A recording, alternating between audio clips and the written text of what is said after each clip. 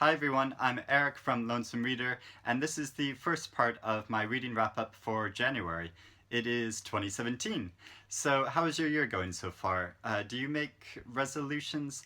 I'm personally not very big on them, although I do intend to read more classic books this year. Although I'm already sort of failing at that because the four books that I'm going to be talking about are newly published in the UK this year. But I am also reading Agnes Grey by Anne Bronte in this lovely vintage edition, and I'm about halfway through that, so I'll talk about that once I finish it. But the first book I'm going to talk about, and the first book I read this year, is called Virgin and Other Stories by April Ayers Lawson. And this is published by Granta Books. Granta Books are one of my favorite publishers. They always publish really pioneering new, interesting voices. Lawson is a debut author, and but they also support a lot of really great writers that produce really quality work. 3 of my top 10 books from last year were published by Granta Books, so I thought it would be a good thing to start the year reading one of their new authors. So this is the book with 5 short stories. All of them explore romantic or sexual desire in some way, often the way sexual naivety clashes with sexual maturity. The stories are often about how people come to desire other people or things that they wouldn't necessarily expect that they would desire. In one story, a rebellious teenage girl comes to desire the terminally ill brother of her piano teacher, and in another story, the negative effects of homeschooling, a boy finds he develops a strange fascination with his mother's friend who is trans. In what's probably the most experimental and technically daring story, Three Friends in a Hammock, 3 women are pressed together in this confined space of a hammock, and they're discussing their romantic yearnings and gossip, and the author lists through the details of their lives, the contrasting details of their lives. The stories subversively bring in the sensibility of the American South and often the darker desires which flow beneath this carefully ordered, often very Christian society. So it has the influence of great short story writers from the South like Eudora Welty or Flannery O'Connor, but the style and subject matter of these stories are thoroughly modern. Lawson's stories are oftentimes surprising, funny, and illuminating, and I really enjoyed them. Next, I read Little Deaths by Emma Flint, and this is published by Picador, another great publisher who publishes a lot of quality books. And Emma Flint is also a debut author. Now, I'm not a big reader of thrillers, but there is something about the month of January that makes me want to curl up with a well-plotted novel, and I'm so glad that I picked this book. Because not only is it a tense mystery story about what happened to 2 children who vanished one night in the mid-1960s in an apartment in Queens, but it's also about the way unconventional women were and still are unfairly persecuted and held to different standards than men. Ruth is the mother of these children who vanish. She's an unconventional mother. She's separated from her husband, she enjoys a drink, she's promiscuous, she doesn't seem to give a damn what society thinks about her, and because of this she is villainized, and the police basically conspire to put her in jail despite not having any evidence against her. So this is a powerfully moving novel as well as a gripping read. If you read Ottessa Moshfegh's Booker shortlisted novel Eileen, this book did remind me of that in some way, of her personality and the way she describes Ruth's relationship to her own body, but the story is really quite different from that. So this is a debut novel that I really enjoyed, and I think Emma Flint is a really talented new author. Next I read The End of Eddie by Edward Louis.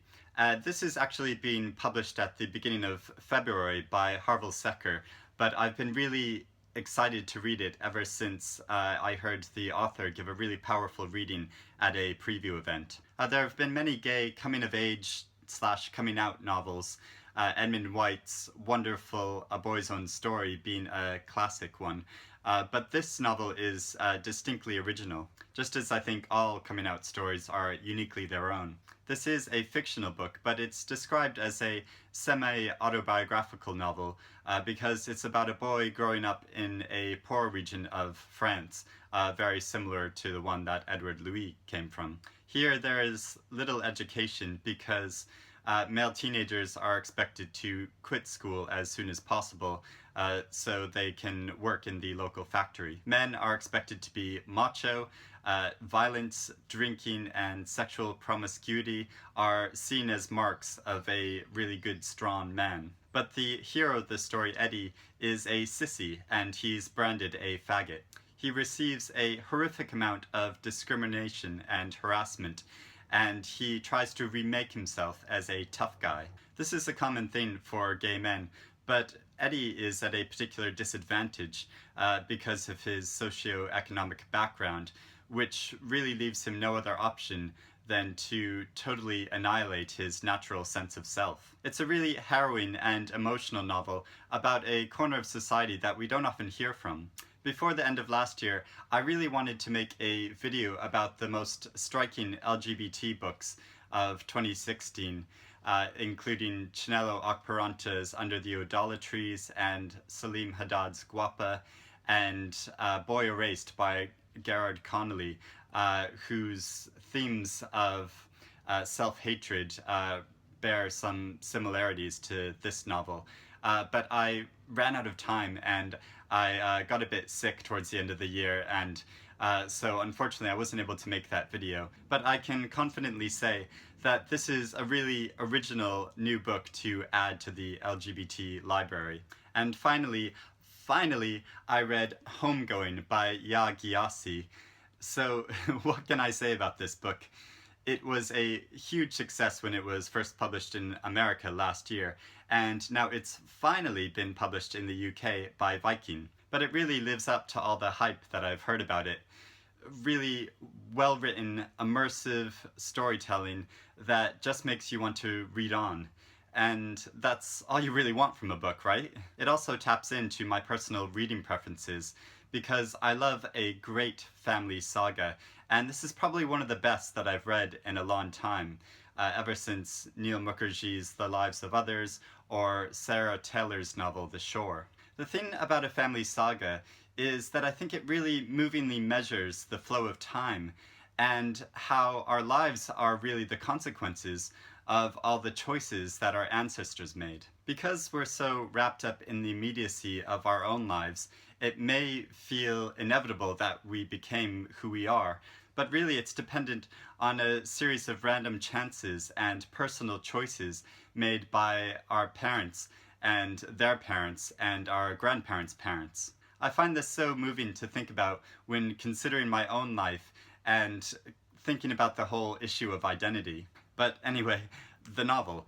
And this is what Gyasi is so good at, telling the story of two African sisters who are separated at birth and who take very different paths in life, and their subsequent generations have very different paths in life, all through what is really a chance. It leads to multiple generations with fascinating stories about struggle, hardship, and sacrifice. And because she has a talented way of writing about characters that make them feel instantly familiar, I didn't find it too jarring moving from one generation to the next. And it becomes really emotional, as you often find in the next generation's story what happened to the preceding one. So it builds a kind of momentum of feeling, and by the end of it you feel like you've traveled this journey of multiple centuries, even though it's only 300 or so really compulsively readable pages.